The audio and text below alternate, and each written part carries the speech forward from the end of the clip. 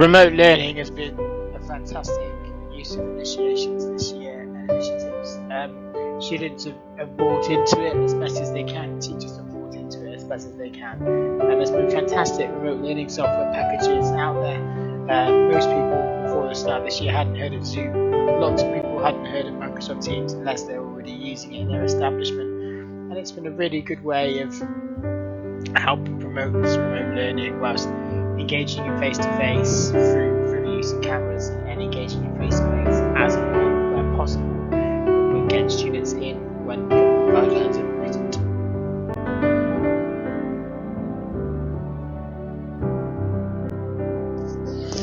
As a teacher, it's been really important to show compassion and humanistic in our approach to teaching whilst delivering online and teaching in a completely different learning style. We've had to take into account numerous things that can affect both teaching and learning, and take that into all consideration, and to be most importantly flexible, and flexibility around the lessons whilst maintaining on track for our desired outcome, which of course is getting the students passes in their qualifications and a good pass. Ideally, you want to aim for as top level as you can for all of your students, setting goals for them, small goals, medium goals, long-term goals, whilst adopting all these different pillars of psychology is incredibly important.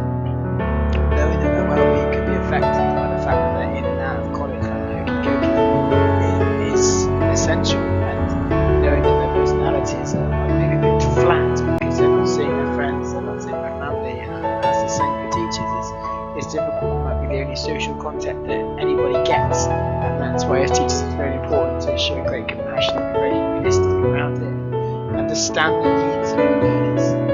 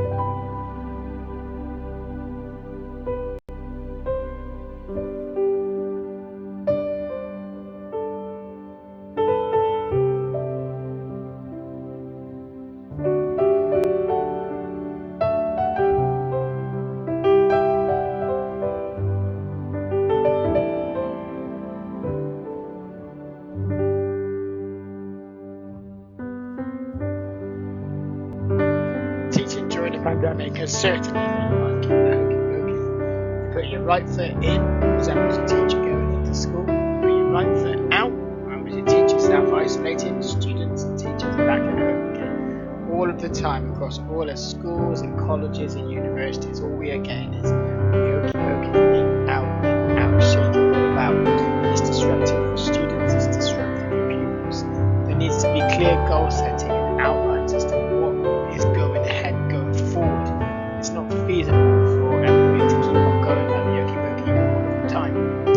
And whilst students, and it is paramount that we are learning and we are face-to-face as best as we can, there needs to be something set and firm in place to make sure that it's adequate so that we don't have to keep acting like hokey-pokey. Teaching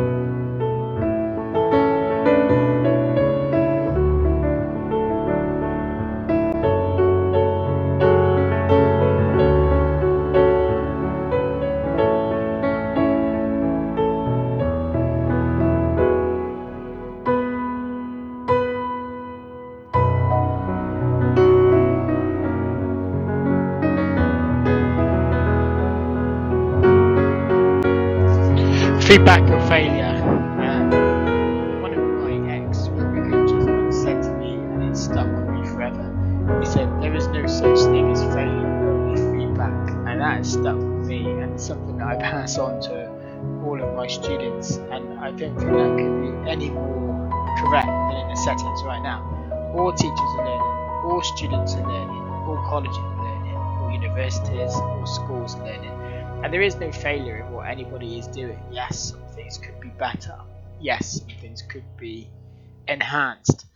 And we don't know that, and we don't know how to get there yet. We're all still learning. This is new to everybody. No one has ever experienced anything like this in our lifetime again. And God forbid, hopefully we'll never experience anything like it again. And maybe very soon, the next 6 months, all this could get back to some sort of normality, and we certainly hope so. But without feedback, you don't learn. Feedback is essential. So give your feedback to teachers, give your feedback to schools, listen to feedback from your students. I certainly listen to feedback from mine, and I make sure all the time. It's the only way to get better from anybody. So if anybody has any ideas on feedback or failure around schools and colleges, universities, then please get in touch, let us know, because the future of your country depends on it.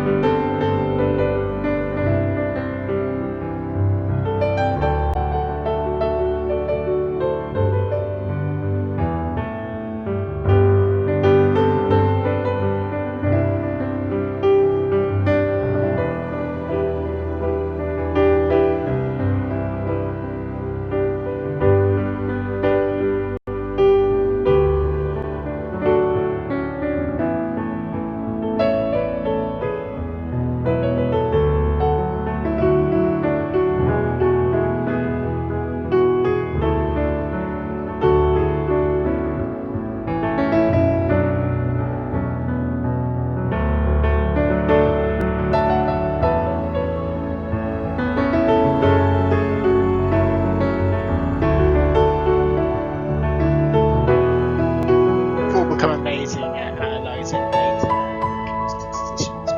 It's everywhere. It's all around us. You see it on the news every time you pick up your mobile phone and read the news. You see it on the news when you watch the news. People messaging you. It's all over your social media. We've all become great data analysts. As teachers, it's great and very important to become data analysts. But anyway, to analyse data moving forward to see what's ahead. And it's very easy to predict potential trends when things don't go right or wrong.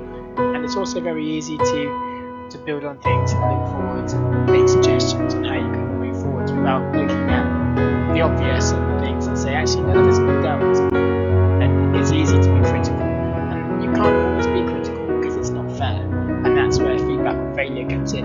Everyone's point to quickly look and say, teachers are failing, doctors are failing, the government is failing. When actually, no one has dealt with this before. Nobody ever thought they would deal with anything like this in their lifetime at any point. So it's important that we look at data, and it's important that we analyse data properly and effectively, and it's important that we move forwards whilst analysing data and take into the fact that our students are analysing data all of the time, and teachers are analysing data on their students all of the time. And it's important as teachers that you reflect upon this and take into account everything around the students and everything around yourself that's going on, and move forward to create a happy educational environment.